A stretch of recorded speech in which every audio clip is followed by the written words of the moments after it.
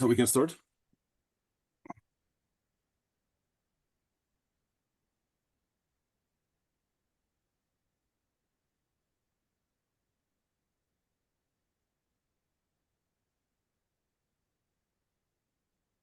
Sophia? Yes, Johannes, you're good to go. Okay. Good morning from Washington to the world. We're inviting you today to participate in a global stakeholder dialogue on GFC implementation. This dialogue is brought to you by the IOMC, the Interorganizational Program for the Sound Management of Chemicals.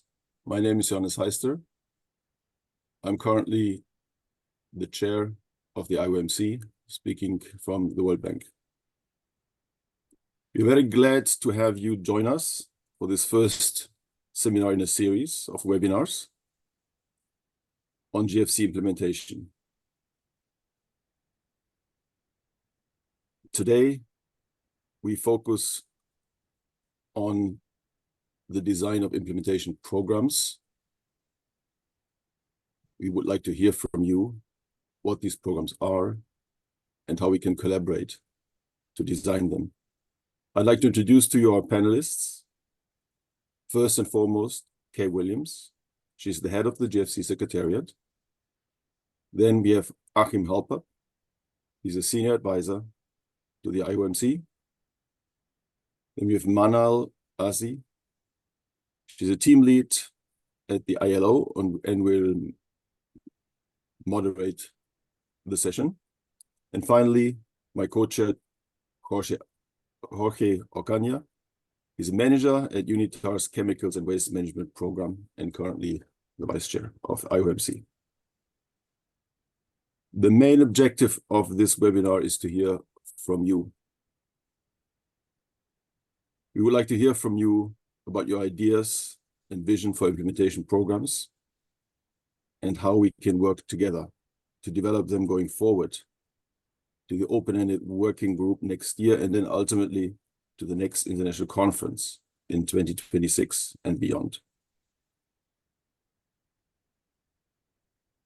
I'm now pleased to invite Kay Williams, head of the GFC Secretariat, to make some opening remarks.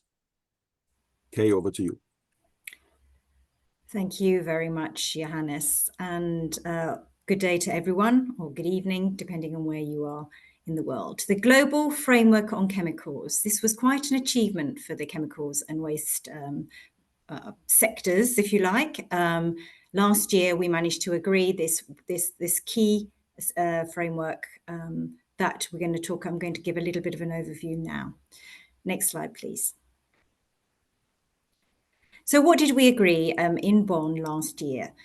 One was text that will guide participants working in the area of chemical wastes in terms of the strategic objectives and where we want to head. 28 targets that we will hopefully achieve either by 2030 or 2035. And we together had a space where both different sectors and many stakeholders will work together to achieve the aim.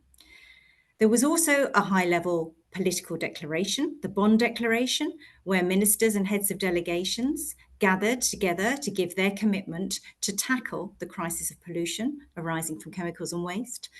And finally, a new fund was also agreed, which is administered by UNEP and which will be launching its first round of funding this October. Next slide, please.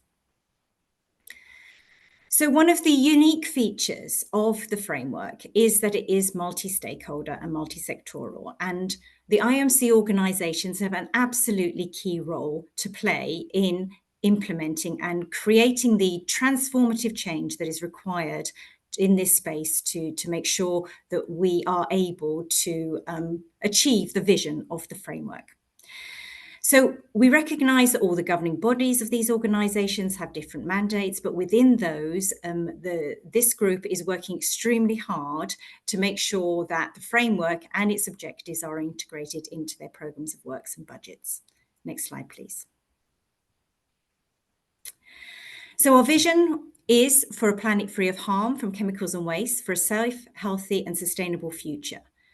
The framework has a very broad scope, but is flexible to take into account the legal instruments and other standards that are out there in this space.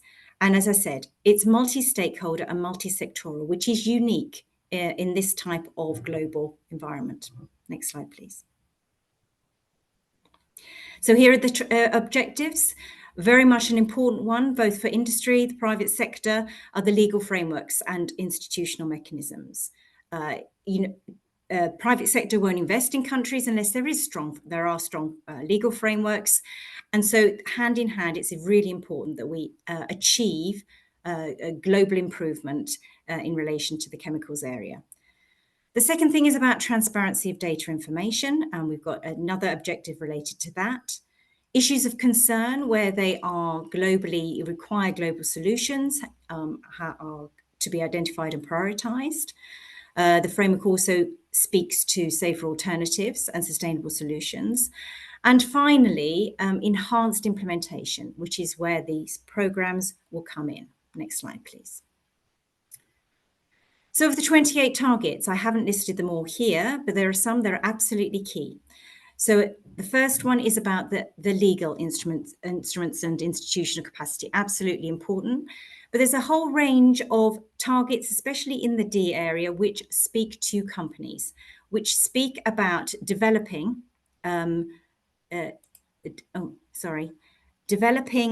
sustainable chemicals and waste management strategies for economic and industry sectors, for looking at the finance sector in particular and seeing how we can address investments by improving transparency, encouraging better production using safer alternatives and sustainable approaches. Next slide, please.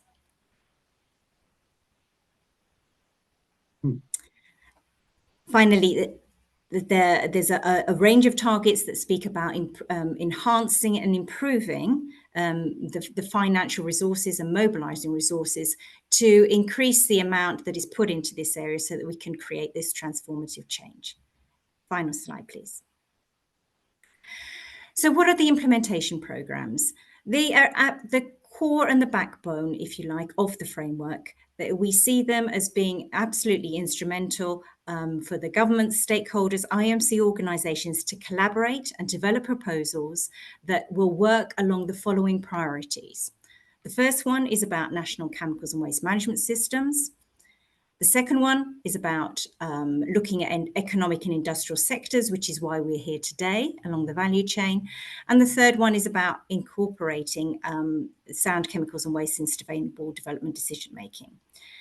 Where appropriate, issues of concerns should be addressed, but they could be addressed in any part, any particular programme or through any other alliance partnership as appropriate.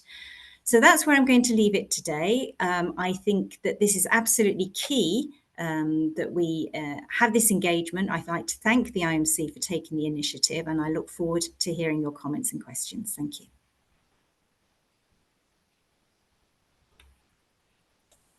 Thank you, Kay, for this introduction and excellent presentation.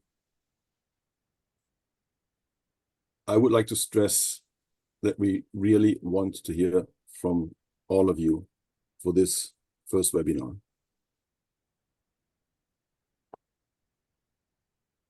I would like to take a few minutes to go over what we are planning to do. Maybe you have seen the invitation and information note that was sent out, but just to reinforce the run-off show here and a bit of background information. The IOMC is committed to working on the GFC's implementation. The resolution 5/8 of the International Conference on Chemicals Management invited the IOMC to work together with stakeholders in developing implementation programs, in particular mandates, terms of reference and work plans for IPs, for consideration by the first international conference in 2026. We have been thinking about this, and this webinar today is the first step in working together and realize this invitation that is not just one to IOMC, but in fact to all of us as stakeholders. Regarding the format and objectives of this dialogue, I'd like to make sure that we understand that this time in this webinar, we really want to hear from you about what you think the nature of IPs is. What is your shared vision for IPs? I'd like to create a common understanding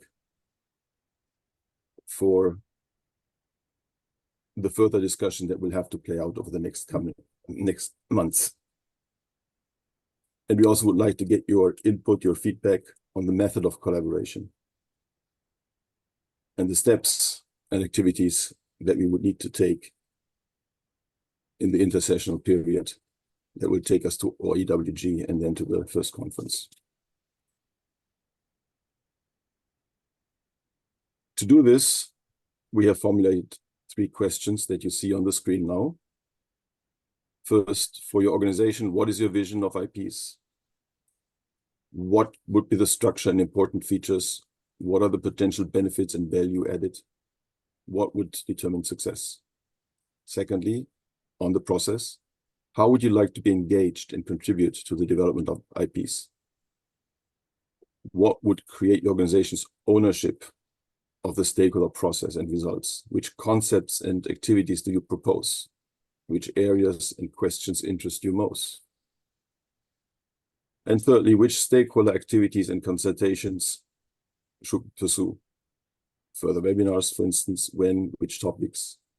What progress should we have made by mid-2025? Please comment only on these 2 questions, the vision and the process. Any other questions and comments that you have, we won't have the time to entertain those, but we'd respond later or send them to the appropriate organizations for an answer.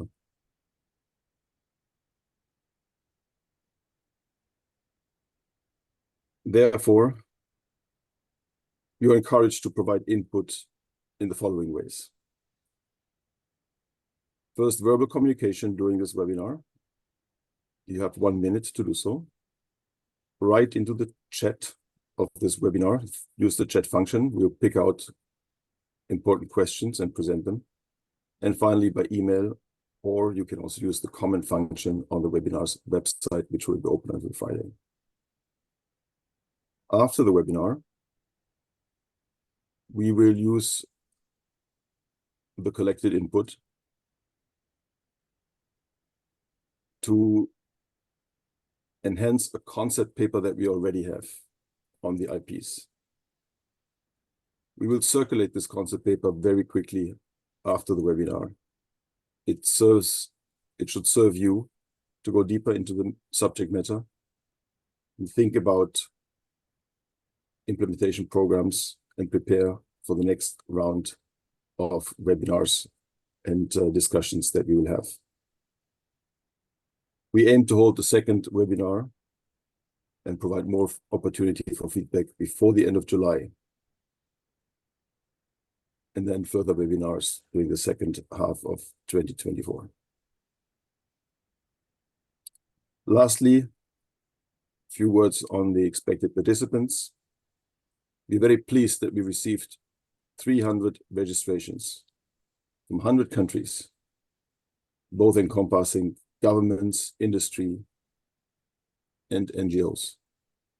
We have all regions of the world represented. So this is a great start for a broad dialogue to which I'm looking forward to. I would like to now invite Achim Halper to provide an introductory presentation with some initial reflections from the IOMC to inform this dialogue. Achim, please come in with your presentation.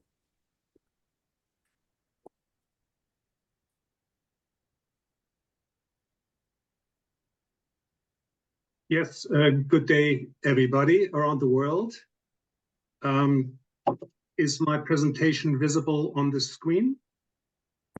Not yet. Not yet. Let me share.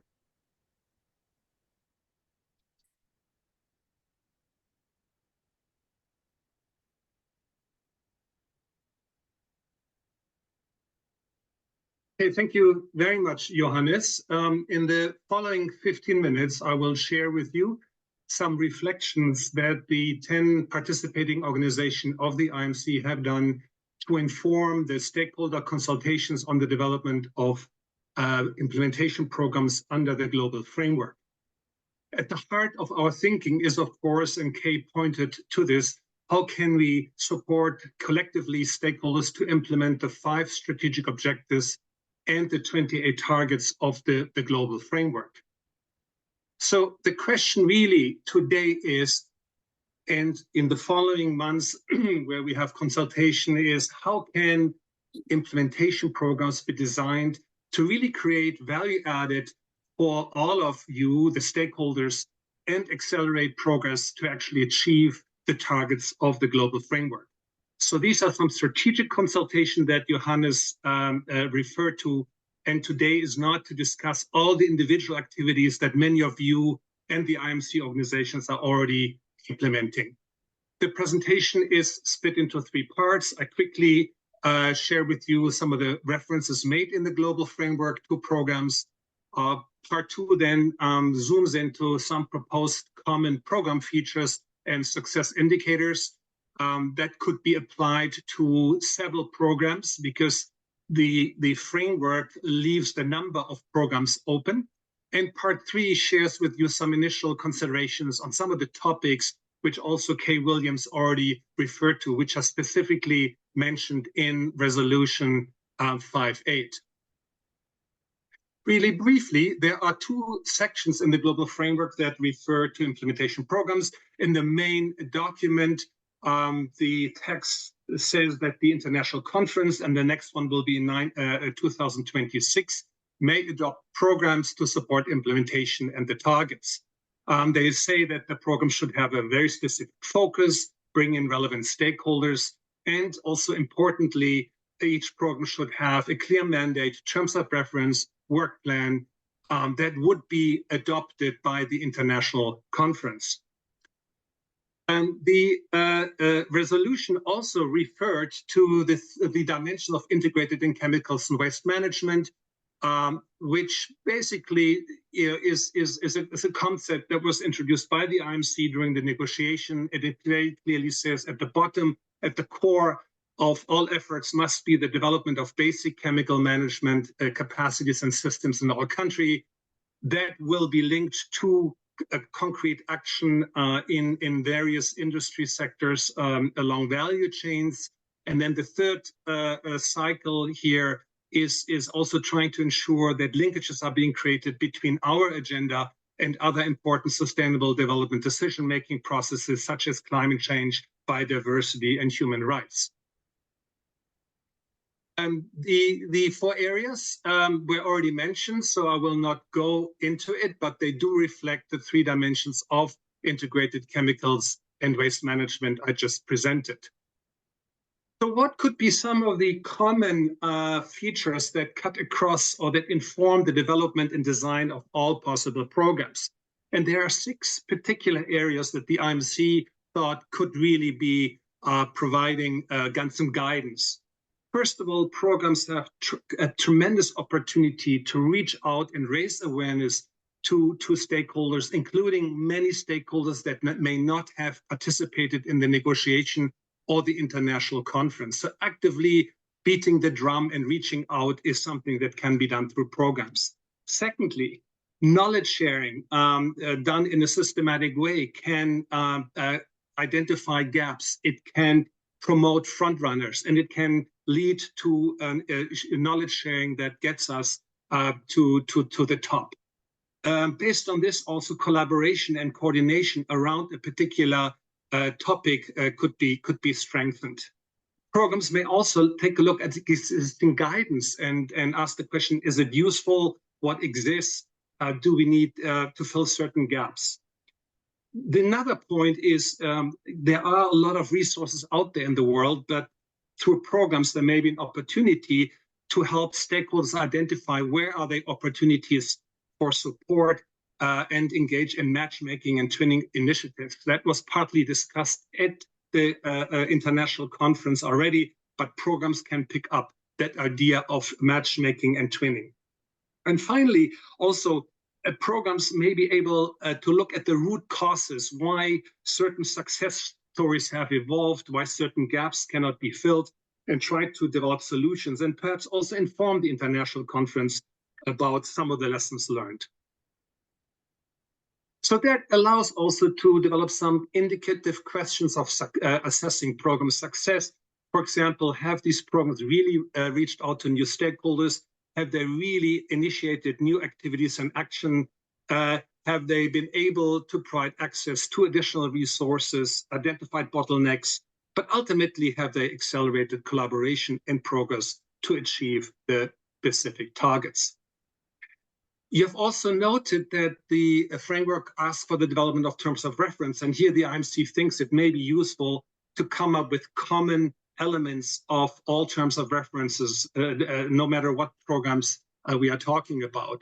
So, of course, the first element would be to be extremely clear about the main targets and the perhaps secondary targets the program is seeking to address. Identify the type of stakeholders which are particularly important to engage in a program on that topic. What type of activities are being encouraged, included, and featured and supported? And how can we share knowledge in a systematic way, for example, on front-runner action? Also, under each program, we may want to look at existing mechanisms of implementation and how they can be strengthened, or perhaps also new alliances, partnerships, and communities of practices may be established, driven, of course, by various stakeholders participating in the program.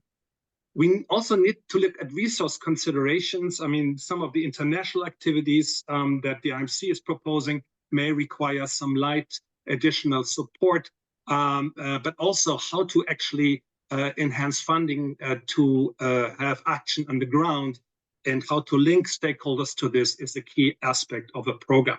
And perhaps also what type of reporting should be done back to the international conference. The third part now will briefly outline some ideas on the three programs that IMC would be happy to initiate through collaboration with all stakeholders, with today being really the first opportunity to give some initial reflections. The first program would be on strengthening national systems and capacity and address a long-standing gap that we have all witnessed, which is the lack of basic chemical management legislation in many developing and transition countries. So this program would really focus on the target A1, which specifically addresses legal framework and institutional capacity. But of course, other targets like access to information, generation of new data will need to be integrated in relevant activities and projects.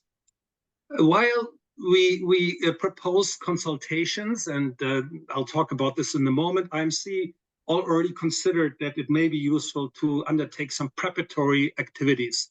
Two are being considered and initiated. The first one is the development of a tool for countries to undertake a self-assessment regarding their chemical legislation.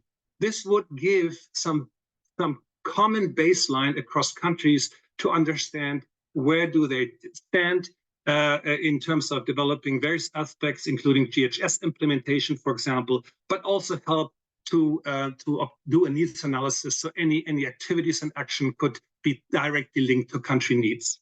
The IMC is also looking at the development of a concept paper and guideline, which we would be happy to share later this year, on options to develop sustainable basic chemical legislation, and including the development of possible model legislation for countries interested who are really willing to go the next step.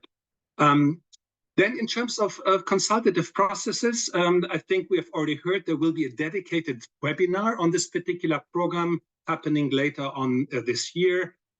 In 2025, with additional input, we also think it would be valuable to zoom in on the question on legislation through an expert workshop, bringing together various countries around the world, as well as stakeholders, of course. And we also feel it would be valuable to have, during the first half of next year, a workshop to then work on the mandate, terms of reference, and work plan of a possible program, which would mean that this lead to draft papers being available mid-next year for consideration at the open-ended working group meeting happening in June. As we move to the consultative process, I think we want to make sure we focus on the right question. We cannot, of course, go into each question today, but since the presentation is being shared, please have a look at these questions. Are these the right one that we should take into account in the further consultation? For example, what are innovative policy models out there? How can we do knowledge sharing of good practices? How can we link countries to existing financial sources, and so on? So please have a look at these questions, which will inform further work on this topic. Secondly, the program on strengthening economic and industry sector engagement is an important one, and focus specifically on two targets addressing industry, which is D6 and D3, that encourages economic and industry sectors to develop chemical and waste management strategies, and encourage the private and financial sector to integrate chemicals and waste consideration in their investment models. And of course, like for the other programs, other targets are coming in which are linked, but really the emphasis would be on those particular targets. Here again, IMC is undertaking some preparatory technical activities. Within the next week, we plan to send out a survey which is particularly designed to engage economic and industry sector in the dialogue to develop an implementation program and understand better what activities they are doing which are related to the implementation of target D6 and D3.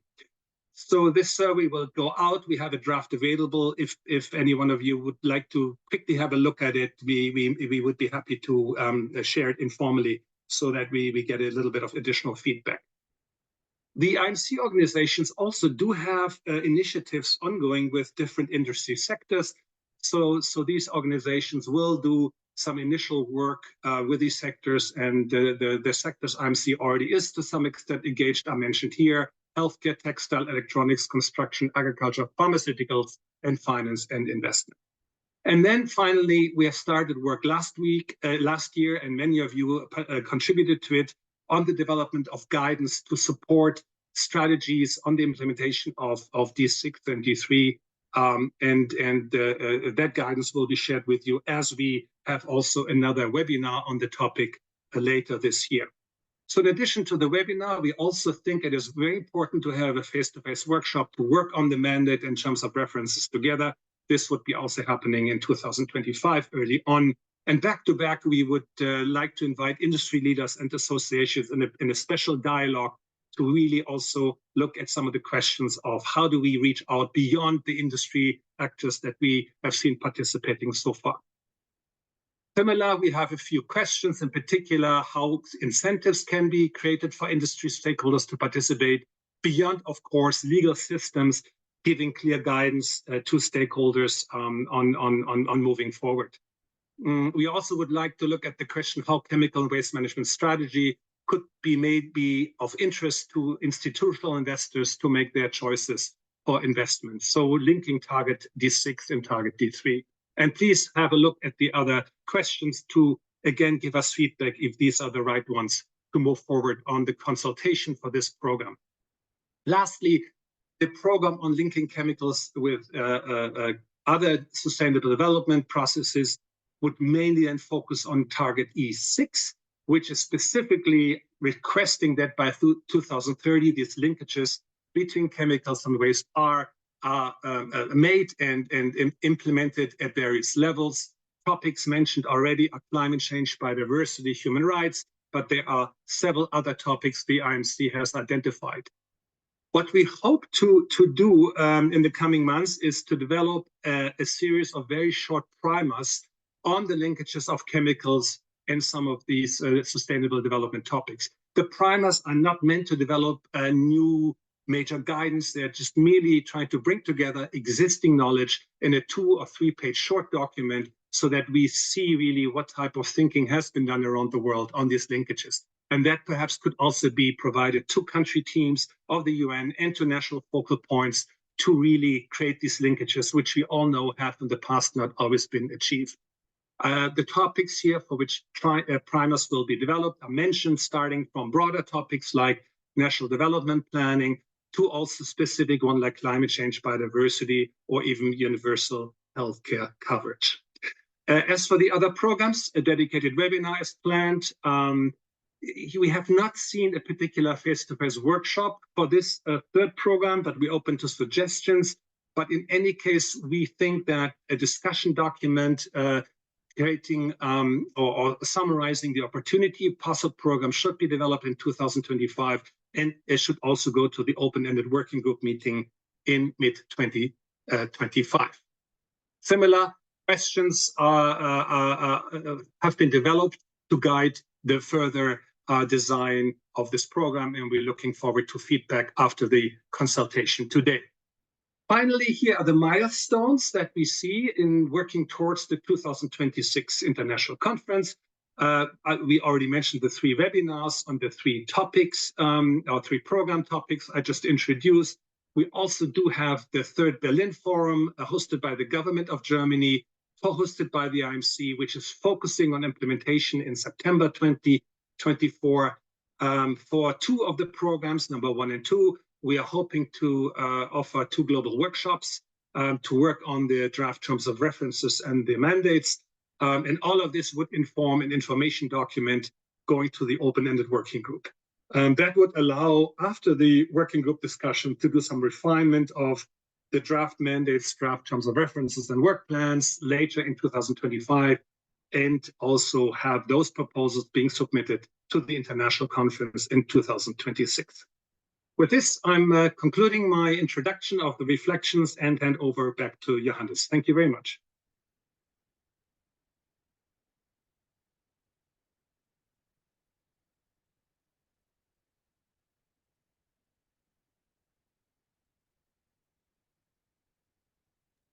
Johannes, you're muted. Oh yeah, thank you very much. So Achim, thank you very much for this comprehensive presentation. We are now entering the stakeholder part of the webinar, where we would like to hear from all of you. The questions are again on the screen, and I would like to invite Manal to moderate this session. Over to you, Manal. Thank you, Johannes. Welcome again, everybody. Good to have so many participants online.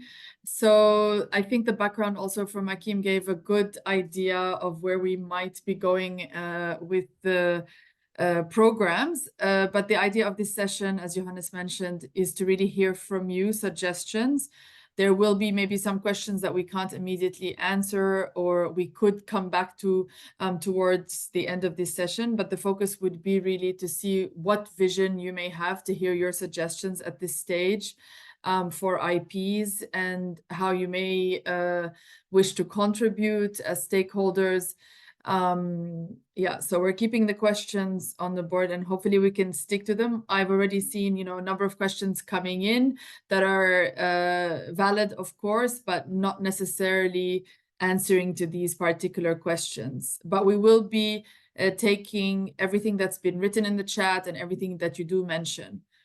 But please feel free to take the floor and express opinions, and this should be somehow a discussion, and everybody who has any observations or reactions to certain proposals can go ahead also and take the floor. We have less than an hour to hear everyone out. And again, a reminder that this is the first of a number of webinars where we would also have other opportunities to share ideas on how we move forward on this. I'm looking at the participants. Firsthand, I have Colin. Colin, please go ahead and unmute yourself.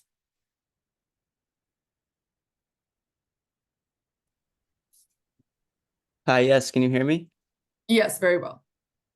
Yes, thank you. My name's Colin Hanahan from the Toxic Use Reduction Institute in Massachusetts in the United States. Thanks to everyone for the presentation. It's very helpful. I just want to say our model of finding solutions for hazardous chemicals is based on fees which companies pay in Massachusetts for use of chemicals, and those fees help to fund our institute, which is housed at a local university. And what we do is we are available with technical support to help companies which would like to eliminate the use of a hazardous chemical or find a new process that protects workers and local communities. So I guess we're interested in migrating certain aspects of our model into other countries, developing countries. And I think it has a lot to be, there's a lot to be used in an implementation program, you know, specifically probably implementation program too. So looking forward to opportunities to share our experiences and successes of that model as these discussions continue. Thank you. Thank you so much, Colin, and thank you for introducing yourself and for that input, which we take note of. I saw the hand of Sarah Brochet. Also, I'd like everyone who takes the floor, because it's not always clear which organization you belong to please introduce yourself before speaking. Sarah, please go ahead. Thank you very much, and thank you very much for this initiative and for the presentations. I'm Sarah Brochet, representing IPEN, Global Network of Public Interest Civil Society Organizations. I had some reflections, mainly, I guess, around question number 1, and that is to make sure that the issues of concern is well reflected in if it's a separate implementation program or if it's included in one of these. I don't have any strong views on that, but thinking ahead also around the language in the framework around specific targets, milestones for each of the issues of concern that carried over. So I think that would be very important as well to include in these things. The other thing I thought about was also around learning from SciChem. There is an evaluation, there's been a lot of work done already. It was also mentioned by others in the chat that there is things we already know. We don't need to reinvent the wheel. So take lessons learned from those years of SciChem as well. I think this is it for now, but we will, of course, provide input as well in written form. Thank you very much. Thank you so much, Sarah. That was quite clear. Again, it's an important point to keep building on the knowledge we already have and to learn from some of the experiences of SciChem. Obviously, that's very welcome. I will give the floor to Alexandra McPherson, please. Go ahead. Hi, thank you for the presentation and details. My name's Alexandra McPherson, and I direct the Investor Environmental Health Network for Clean Production Action. So we're a nonprofit, environmental nonprofit based in Boston, but we work globally. And one just consideration for implementation, the vision for the implementation plans is that we really think about the creation of a roadmap or a blueprint that really sets clear expectations for implementation for the targeted economic sectors. And I think we could really use this to set a platform up that, you know, could ultimately be sort of businesses for the global framework on chemicals. I think that's been, you know, something very successful done for other frameworks, particularly the Plastics Treaty. And you know, Clean Production Action has many front runners in finance and sort of the downstream sectors in particular that would be willing to, I think, work with IOMC to develop this if this was of interest. But I think we need a really clear roadmap with expectations, milestones, metrics, so that we're clear on what success looks like by 2030 and 2026. Thanks for considering this. Thank you so much, Alexandra. That's also quite clear. And I think that would be helpful for everyone to have these metrics and a proper roadmap and a sectoral approach would really help get a little bit more concrete planning and results. I'm looking at the, so I have one hand up. Benjamin Marks, please go ahead and introduce yourself. Thank you. Hi, good morning. Yeah, my name is Ben Marks. I'm with the Responsible Business Alliance. We are a trade organization primarily for the electronics production sector. Thank you everyone for just hosting this webinar today and convening the dialogue. It's very important. It's primarily what I've been working on at the RBA for a couple of years now. We really vision the IPs to have meaningful impact. Like that's one thing that we're really focused on, is having impact and walking the talk. So to do so, we really envision dynamic and flexible IPs that are tailored to each industry, each sector, each kind of situation as far as willingness and what's realistic for achieving that impact. So we really have to consider like inclusiveness and scalability. And as we do so, we want to think about what is short term, what is long term, as far as realistic, achievable data exchange and measurable impacts. And we think about things like it's not the sole job of elimination to advance progress. We need to look at the full spectrum of occupational health and safety controls, chemical management, control measures, environmentally preferable solutions to mitigate adverse impacts.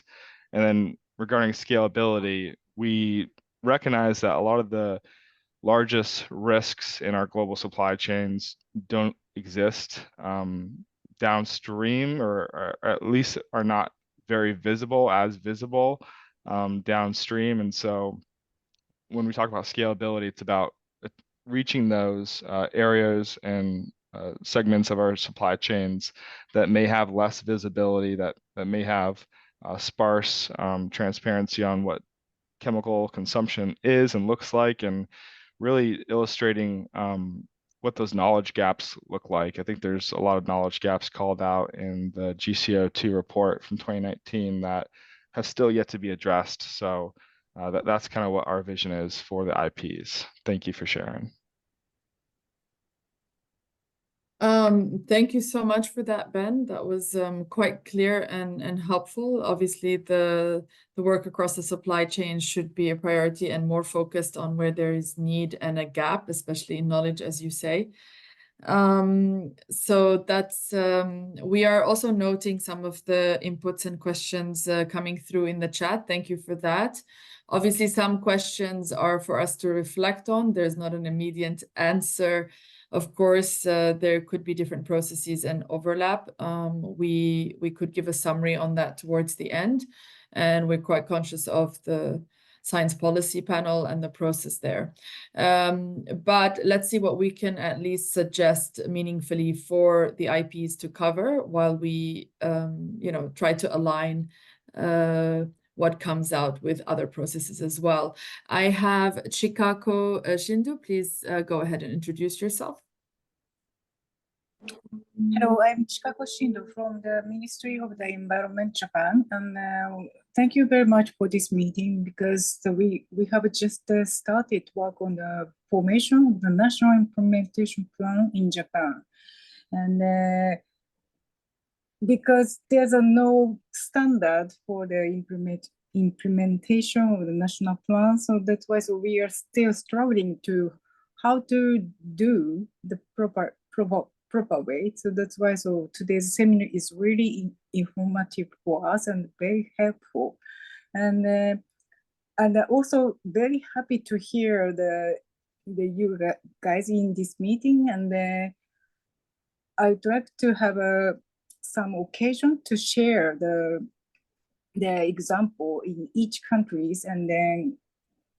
and quite often, and then exchange information and to know what is the best way for the implementation plan. Thank you.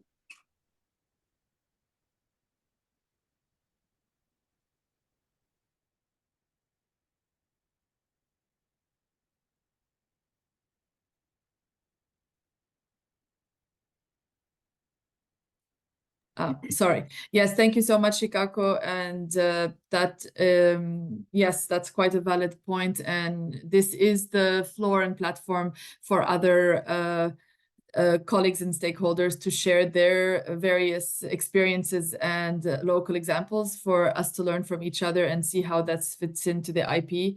Again, there will be a chance to take this in writing through email and more elaborate that we can then share through a revised summary for everyone.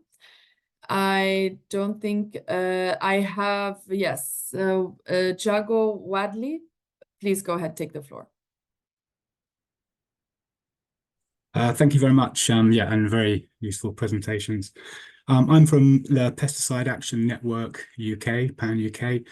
We're really looking forward to getting involved in the sort of private sector focused implementation programs. There had been talk about the textile sector being one that was particularly ready for an implementation program, building on but consolidating and reinforcing existing industry initiatives to address chemicals throughout the entire value chain.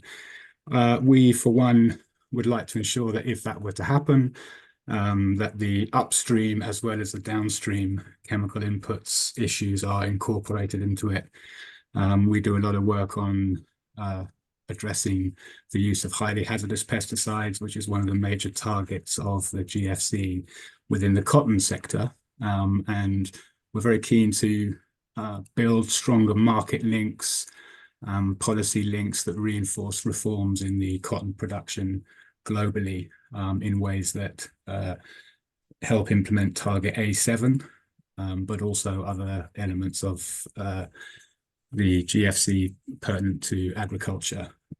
There would obviously, of course, be many benefits from a textiles implementation program linked to the chemicals used within the textiles industry downstream, but we would obviously want to and be able to input into tools, guidance, standards, and practices that could be integrated in the upstream fiber production in cotton.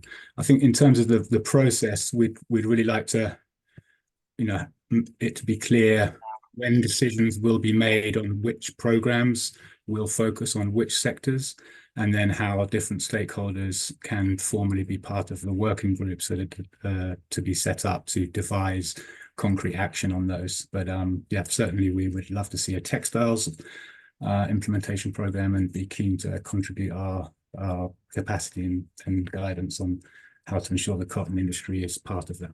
Thank you very much. Yes, thank you, Jago. That's yes, that's quite clear. The textile and yeah, and broader agriculture also we heard earlier, and the sector specific and the downstream and supply chain impact that we could have through these IPs. I'm also reading messages coming in to be, inclusive, obviously, where this webinar is being run in English, but feel free to raise any points in French. We can quickly translate. But also, it'd be interesting to hear from all stakeholders, not only our fellow Anglophones, but everyone from around the globe. We would like this to be as geographically diverse as possible, because the problems are not the same everywhere, and the level of development and economic development is not either. So we're happy to hear your views, so we can eventually make sure the IPs are as representative of the issues and the gaps globally. I have two hands. I will start with Raleigh Davis. Please go ahead and introduce yourself. Hi, this is Raleigh Davis from ICCA, or the International Council of Chemical Associations, representing the global chemical industry. So we just had a couple quick comments. First is that we are sort of very supportive of the IOMC's vision. We really think that the first implementation program especially is sort of the bedrock in which the GFC will be built upon, and that the other two do really well in sort of complementing that, especially the industry-specific one, which obviously we are wholly supportive of. You actually raised my point in your introduction for this section, which was that I know that we're doing a lot of work engaging with sectors, but I think there really needs to be a lot of targeted global outreach. And so what we see a lot is that the engagement with GFC and formerly of SICEM is specifically from a few regions, and that's not all regions are sort of really actively engaged, and that we really wanted to make it a sort of targeted outreach, especially throughout some of those regions what are increasingly producing and manufacturing and otherwise utilizing chemicals. Finally, I wanted to also note that continued engagement for us is quite important.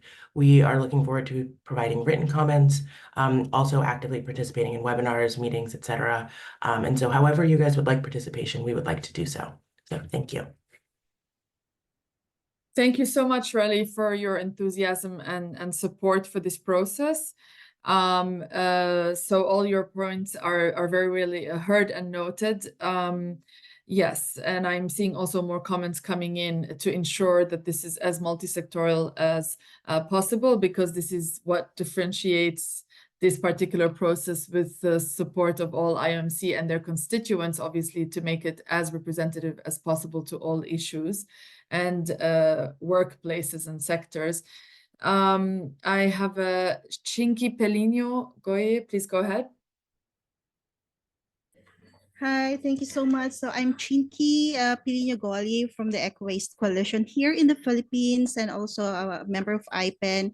I just would like to share that I live in a community where in our province we have plantations, banana plantations, pineapple plantations using a lot of synthetic pesticides.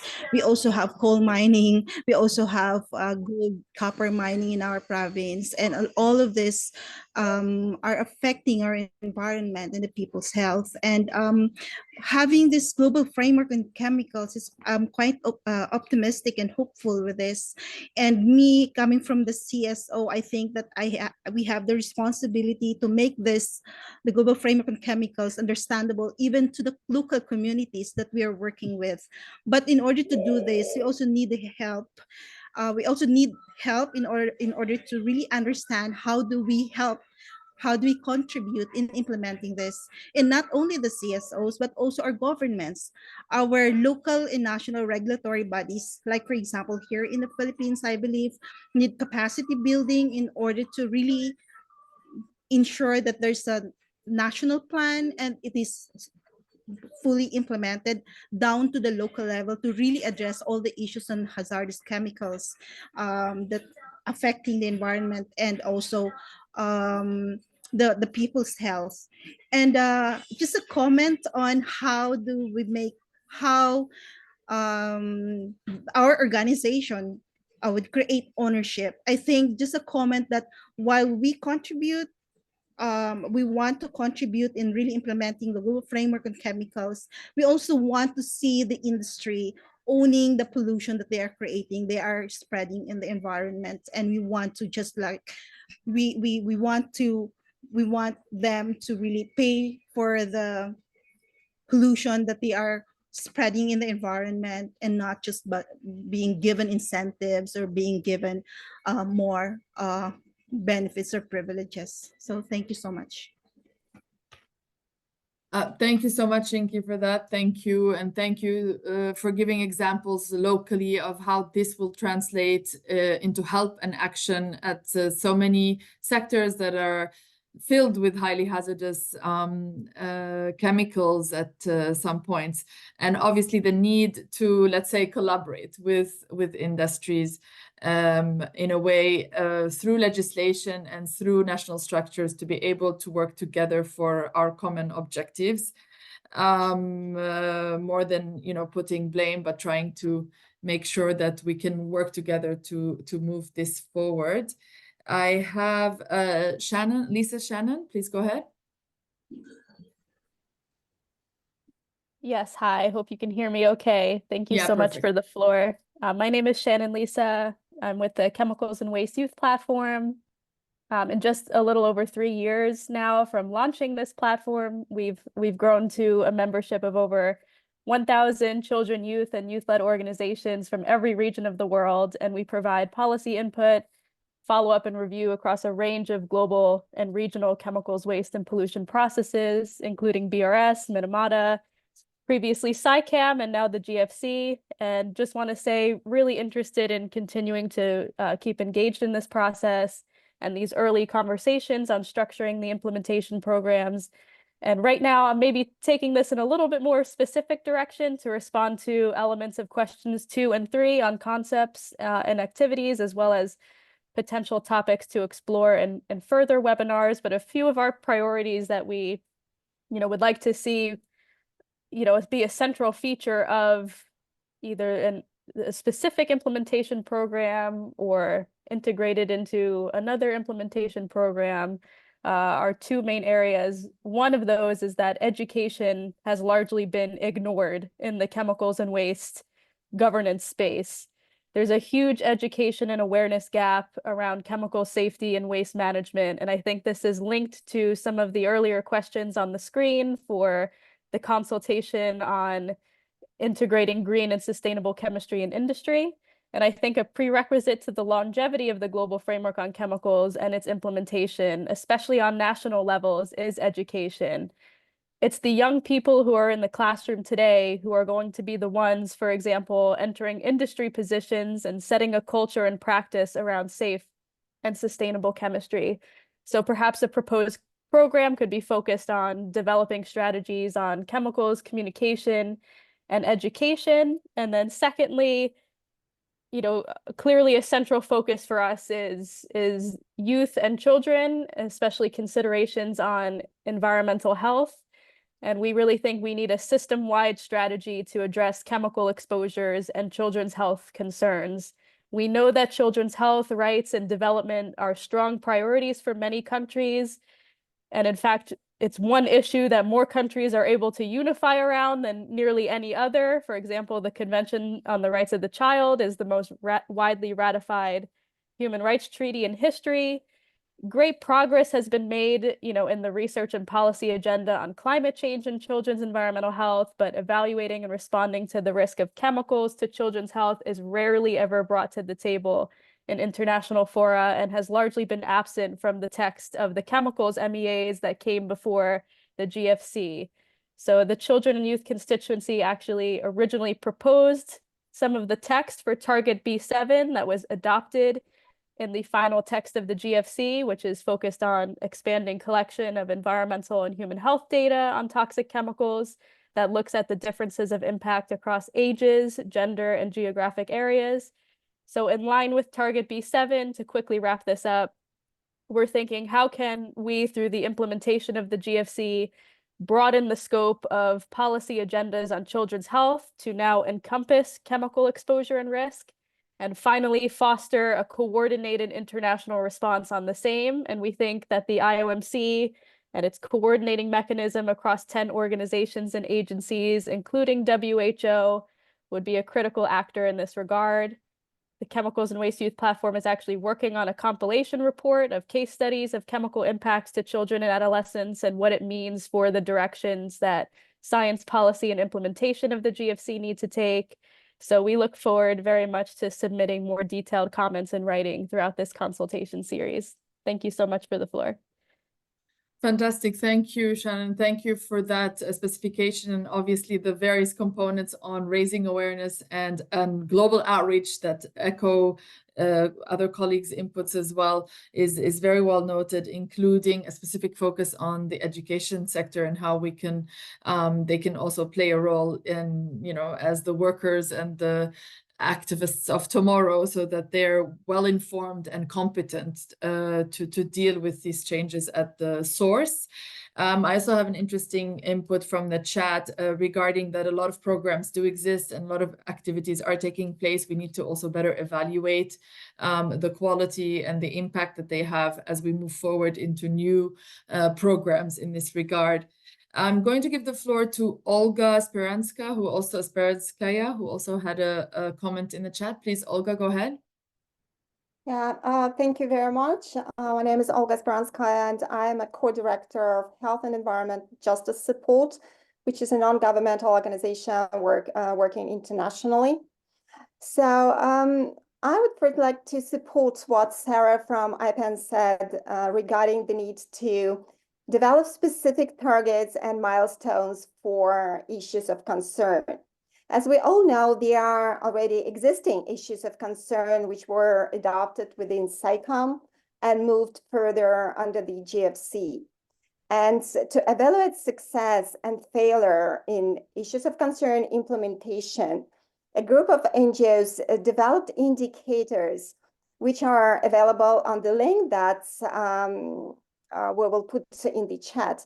And we believe it would be important to elaborate further on these indicators as part of the implementation program. And in addition to this, I would like to say that we would love to have to be involved in the work on identifying indicators for the GFC targets.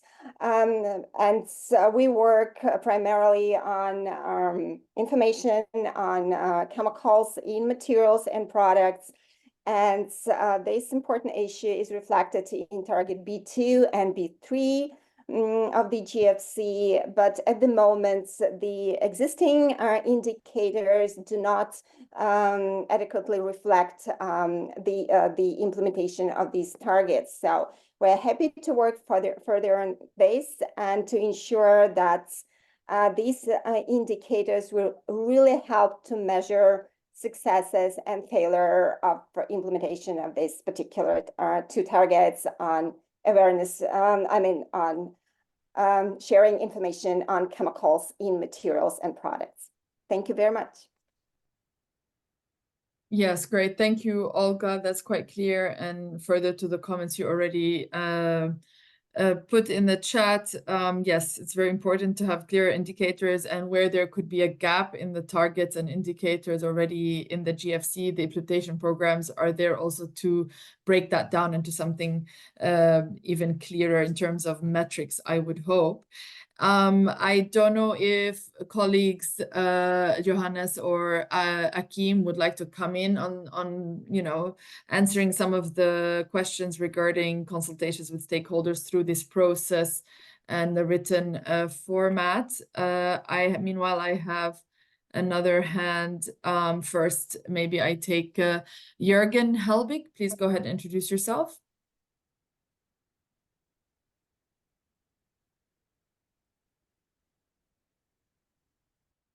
Thanks a lot. I hope you can hear me well. Yes, my name is Jürgen Helbig. I'm the focal point of the European Union under the Global Framework on Chemicals and speaking on behalf of the European Union and its member states.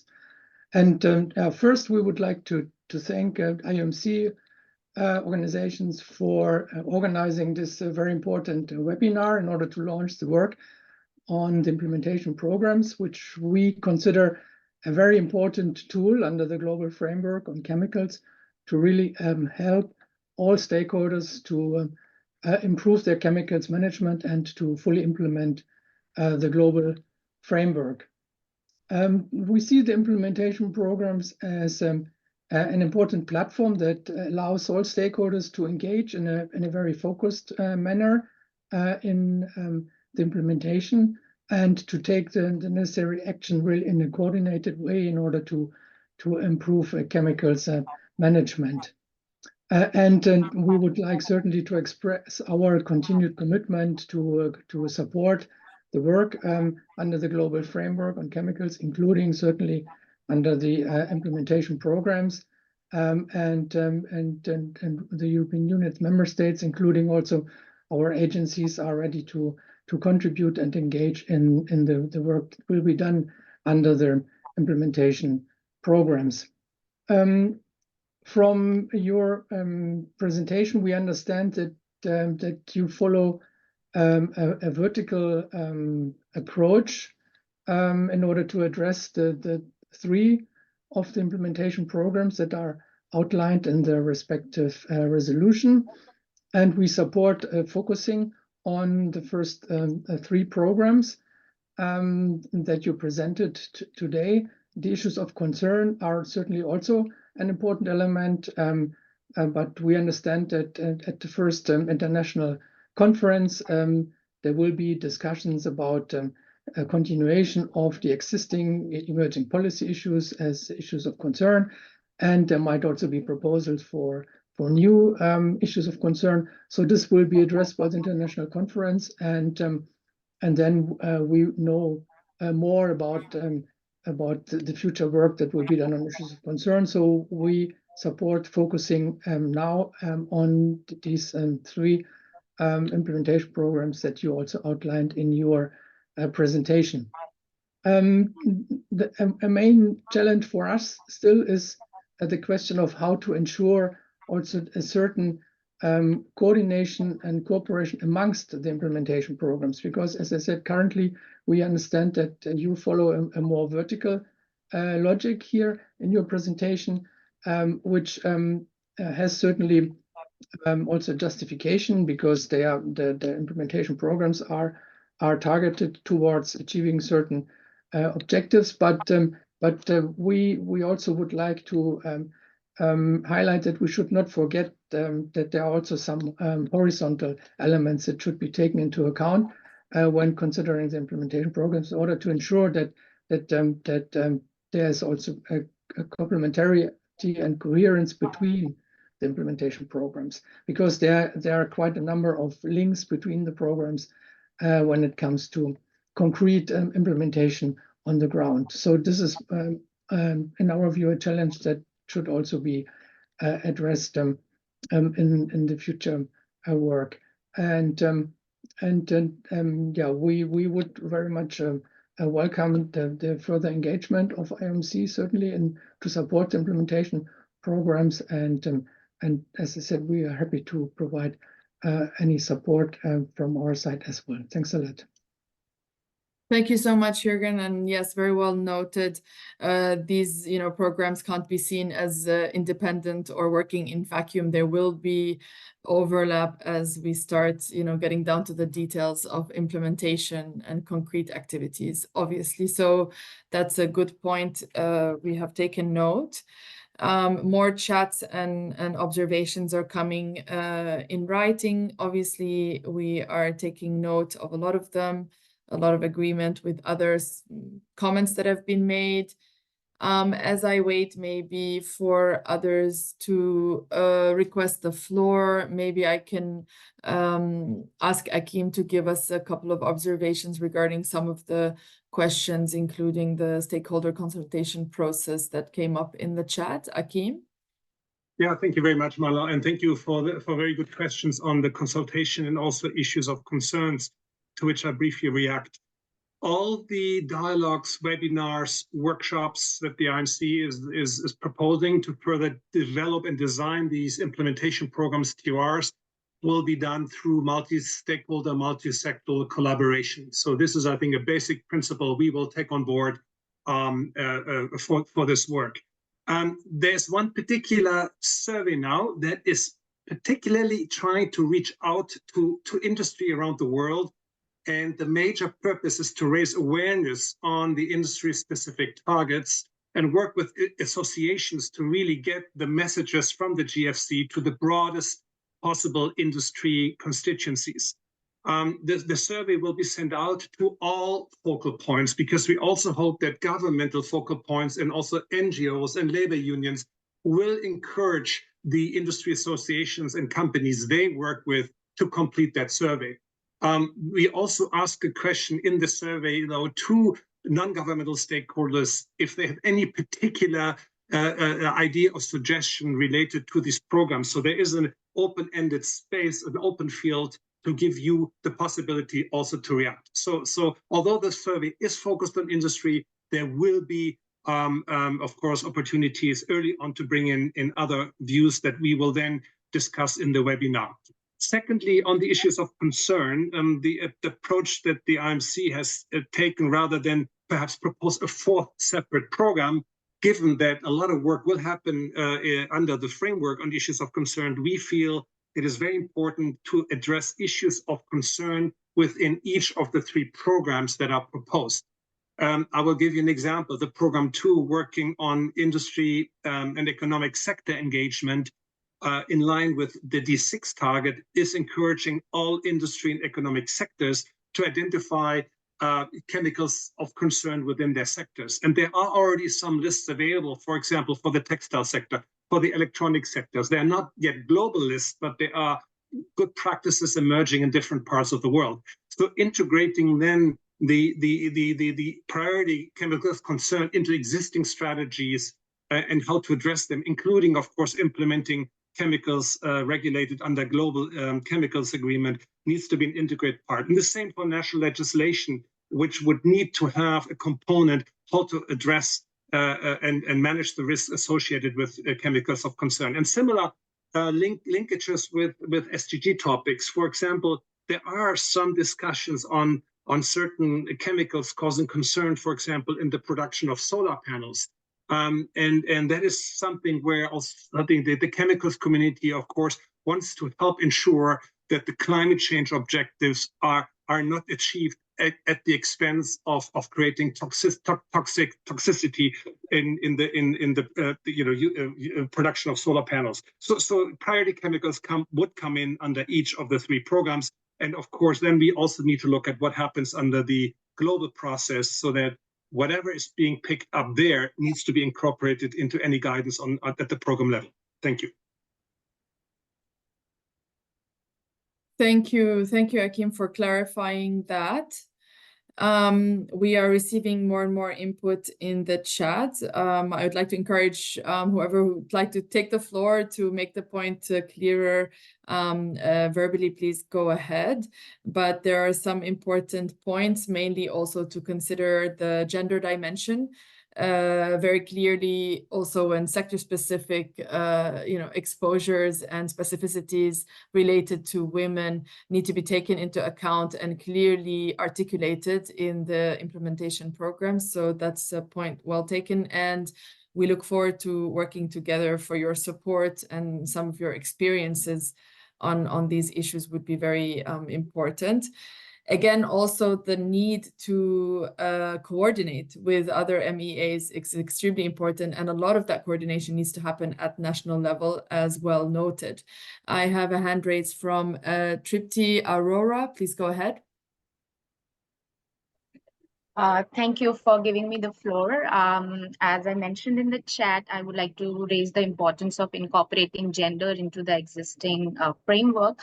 But along with that, I would also like to focus on the point of providing opportunities to women, NGOs and individuals to be able to participate in the meeting. Sometimes there are administrative issues and also visa concerns, which are at times due to gender inequalities that hinder active participation of women into these meetings.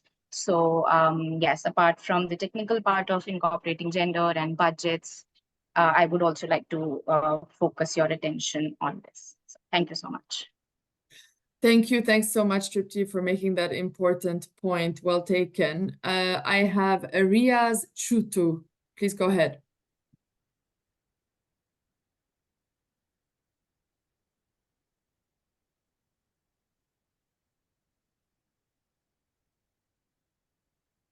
Riaz, you are muted. Please go ahead and unmute yourself. It's okay now? Yes, much better. Thank you. Go ahead. Okay, thank you. Well, I'm Riaz Chutu. I'm from the labor movement in Mauritius, and I'm also a member of the ITUC. First of all, let me thank all those brilliant presentations. But I think there is one missing element which seems to be quite left apart. On the labor market today, we have new actors who are climatic refugees and war refugees. In many of the countries, the developing countries, the most nasty and hazardous jobs are done by those workers. And even at the level of the ILO, in the conventions, you will see there are a group of workers who are excluded in accordance to the national law of the country.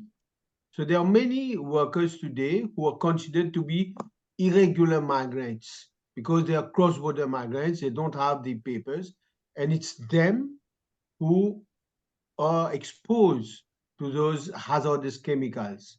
So I think we need to have a proper structure how all those exposed, irrespective of their status, will have to be protected. And last but not least, for example, at the level of European Union, you have many what we call double standards products who are banned in the European Union, but dump on the African continent and making thousands of victims.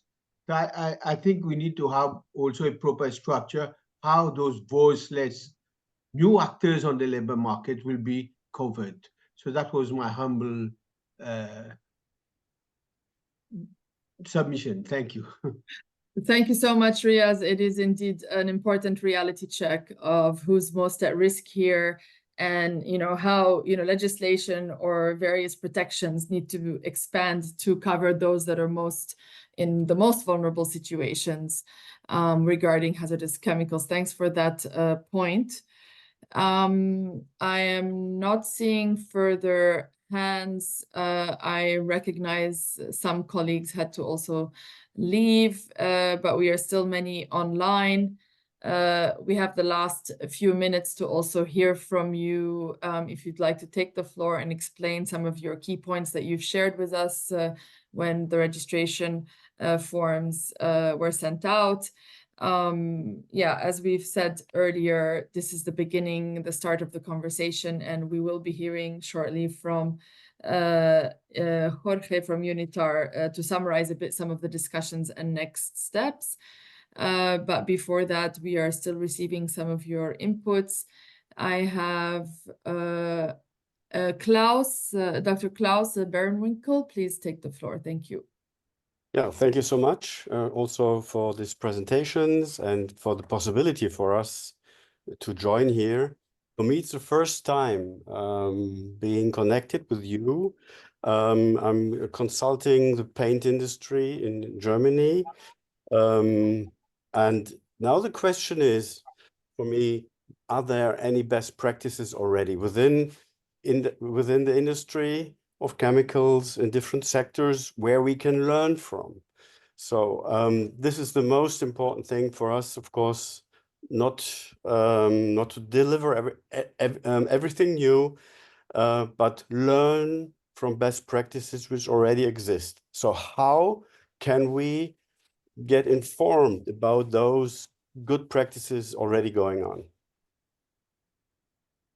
Thank you.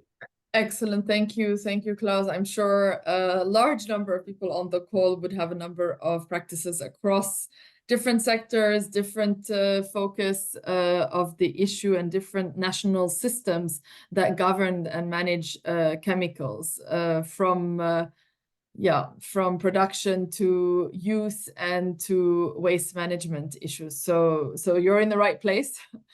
And again, we would have a written note about all this, and looking forward to input, and hopefully some of the implementation programs and their indicators will learn from some of these experiences and address some of the existing and continued gaps that we are facing in order to end some of the issues of chemical management, poor chemical management in some countries.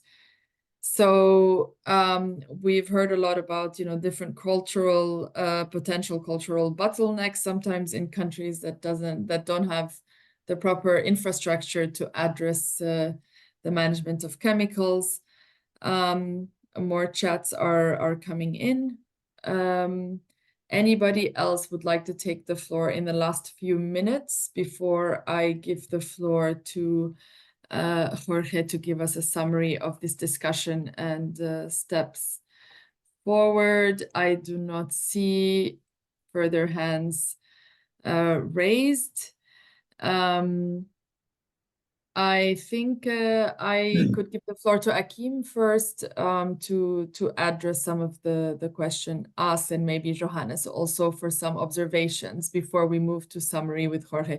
Akim, then Johannes. Thank you. Yes, thank you, Klaus, and welcome to the GFC community.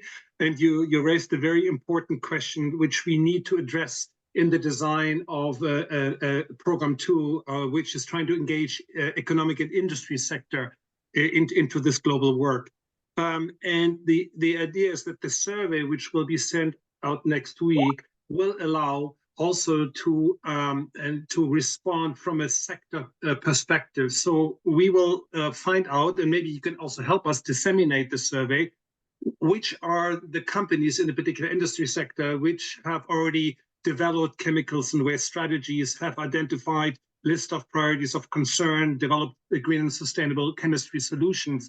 And we hope that knowledge sharing within those sectors can create the type of advice that you're looking for.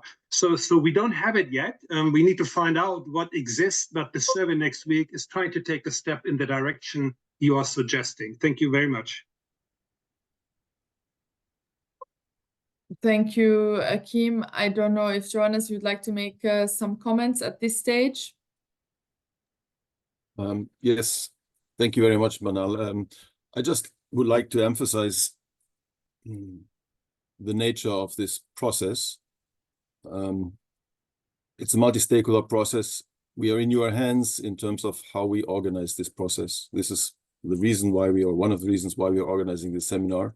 If in the last couple of minutes you can provide more of what you want to see going forward, that would be great. And my second concern is that we would really like to hear more from countries around the world that are less so far vocal in this process. Developing countries, we are from the Philippines, some from Africa, but there are many more we need to hear from. So thank you very much. If you can't speak now, provide input in the chat or use the comment function on the website. Thank you, Johannes. I have Echo Pratikto. Please go ahead.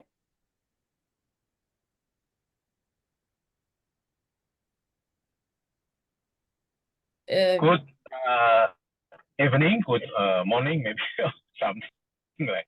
Okay, my name is Eko Pratikto. Thank you very much for inviting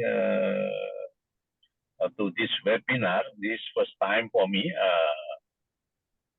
I am joining Responsible Care Indonesia in Southeast Asia. Yeah, Indonesia is in Southeast Asia, as well as I joined also Indonesian Chemical Industry Federation. I would like to learn more to this group. This is a very good group. But I would like to inform that we have also several programs in regard to responsible care for waste management in the form of code of management practices. Besides that, also in Indonesia, from the government side, in regard to waste management and pollution control, we have also a program called Proper, managed by a Ministry of Environment and Forestry. This is just my introduction, and thank you very much. Good night. Thank you so much, Eko. Thank you for sharing that. I am also just consulting the messages. And yes, just to answer Olga, we are, of course, consulting civil society and workers, and they are with us on the call. Yes, hopefully this will be as multi-stakeholder as possible, the process, to make sure that we answer to the main concerns globally. I think we are closing in on the hour for the questions, for the comments and observations from stakeholders. Unless there's anyone else who wishes to take the floor, I'm going to go ahead and revert to my colleague Jorge for some summary remarks. Please go ahead, Jorge. Well, thank you very much to all of you. Can you hear me well? Yes, very well. Thank you. Thank you, Manal, and thank you, colleagues. Well, big thanks for participating in this webinar. Different ways. Actually, you've been taking the floor and you've been sending some comments. We will address all of these comments and questions in the next days. And actually, we'll send a reply to all of you. My name is Jorge Ocaña. I'm the manager of the Chemicals and Waste Management Program in UNITAR. And well, I'm gonna just conduct this section of the webinar. I think we have heard a number of useful comments and issues raised, both about the overall vision and approach that implementation programs may take as we go forward, as well as for some specific work areas, sectors, topics that we may be focusing on. I would like to highlight just some very brief summary of what we heard in the comments and in the interventions, and as well as in the written section of the comments. There is an importance of being inclusive in this process, and actually it's also important to consider the global outreach as well as education awareness raising. There is the need to recall the lessons from SICAM. So essentially the idea, probably I will reassure you here, that the idea is not to start from scratch. It's to take into consideration everything that has been done so far. And we also need to work on the best practices as well. We also need to consider how best to address issues of concern. I think we heard it a couple of times. There are some considerations that are very important to the dimensions and the work we're doing, particularly on chemicals and waste. These dimensions are gender issues, cultural dimensions, and worker situations, etc. So that has been already mentioned. And we also may need to consider front runners or pilot sectors. And one of these sectors could be, for example, I mentioned a couple of times, textiles and other sectors. Also, we need to consider the short-term versus long-term impact and scalability. We need to make attempts to engage a broad range of stakeholders, including new ones with specific roles for women and the young generations of the youth. And also, we need to consider how to coordinate between implementation programs.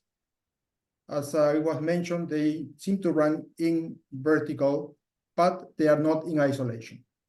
We need to have some coherence and complementarity of these programs. Most importantly, the willingness and interest of stakeholders to work together to develop these programs is very much welcomed by the IOMC, and indeed will be crucial for the success of the new framework. IOMC will be sure to emphasize processes that are multi-sectorial and multi-stakeholders in developing implementation programs. The time today did not allow to address all questions or comments, but already noted by Johannes, we will make every effort to reply after the webinar and or raise any unanswered issues at subsequent webinars. The video of the webinar will also be available and posted on the webinar website.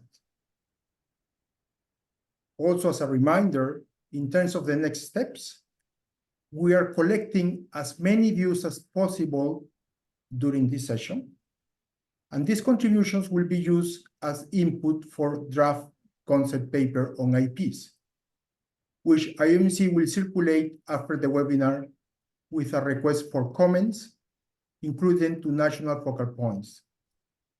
This draft concept paper can then provide the basis for a continued and deeper, more concrete discussions about IPs and subsequent sessions. One thing probably to add to this is the IPs is not IOMC. The IPs are all of us. We are facilitating this. So in that sense, your participation is crucial. I would like to reemphasize that. I would like to thank you again for your participation. And please note that a survey about the webinar will be distributed following the event. This is a survey of satisfaction with the webinar. It's not the survey that Aki mentioned about industries. That also is coming. And actually, we want to gather feedback on the formal structure of the webinar. Do you have any suggestions or Any new things you want to add to the structure, more than welcome. We look forward to continue constructive discussions and dialogue over the coming months. I would like to invite you to attend the Berlin Forum from the 4th and 5th September of 2024, as mentioned in the presentation earlier. Once again, thank you very much and see you soon. Thank you.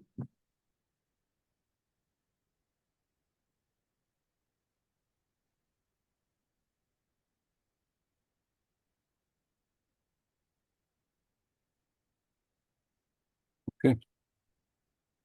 Thank you, Jorge. I think this concludes our webinar today. From my perspective as chair of IOMC, I would like to invite you to the next rounds and be really active partners in this journey. We can make the GFC a success, but it depends on us. Thank you and have a good week.